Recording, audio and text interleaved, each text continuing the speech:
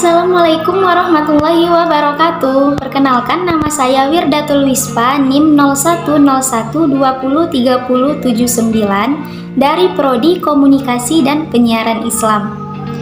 Nah, jadi di sini kita akan membahas retorika. Kita akan membahas 3 bab sekaligus. Nah, di mana bab pertama itu adalah istilah retorika. Apa itu retorika? Retorika berasal dari bahasa Inggris yaitu retorik dan bersumber dari bahasa Latin yaitu retorika yang berarti ilmu dalam berbicara. Nah, jadi pengertian retorika secara sempit dapat diartikan bahwa retorika ini adalah seni dalam berbicara, sedangkan secara luas retorika ini adalah penggunaan bahasa baik secara lisan maupun secara tulisan.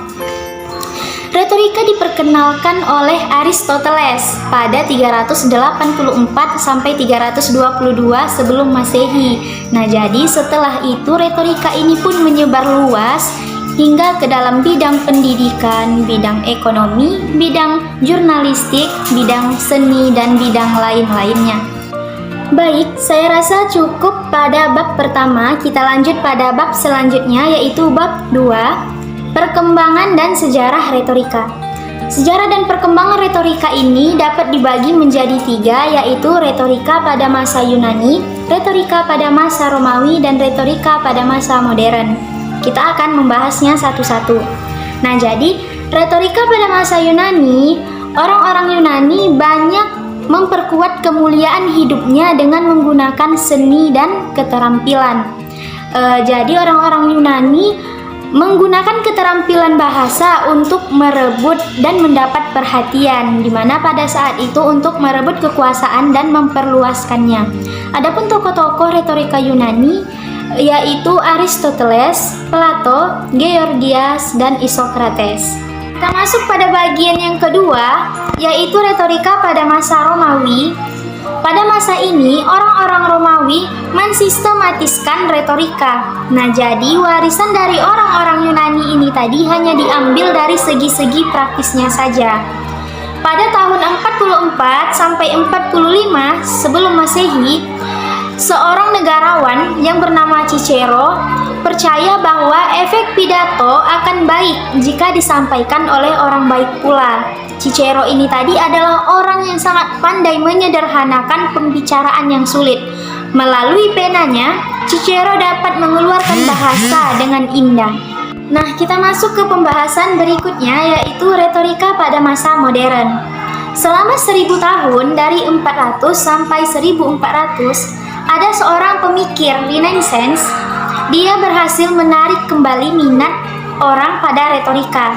Nah, jadi orang ini bernama Petrarmus.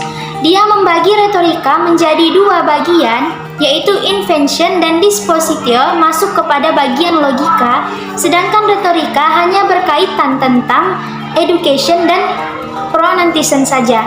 Nah, jadi Renaissance inilah yang mengantarkan kita pada retorika modern.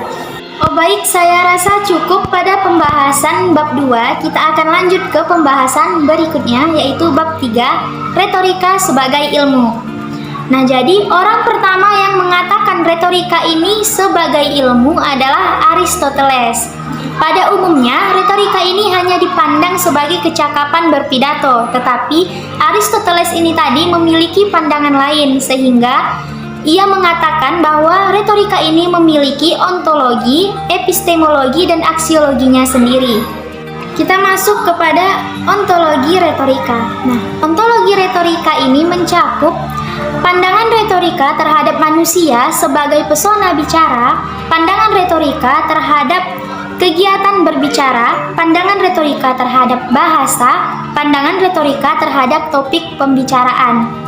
Baik, selanjutnya kita masuk kepada epistemologi retorika. Nah, epistemologi retorika ini lebih ke seperangkat cara atau metode yang digunakan dalam memperkuat suatu gagasan. Nah, jadi tanpa metode yang diajarkan retorika, suatu gagasan itu akan menjadi lemah. Nah, jadi dapat kita simpulkan bahwa epistemologi retorika ini adalah metode penemuan. Baik, yang terakhir ada aksiologi retorika. Aksiologi retorika ini mencakup kepada tujuan retorika, fungsi retorika, dan manfaat retorika itu sendiri. Baik, saya rasa pembahasan kita kali ini sudah cukup. Lebih dan kurang saya memohon maaf. Saya akhiri. Assalamualaikum warahmatullahi wabarakatuh.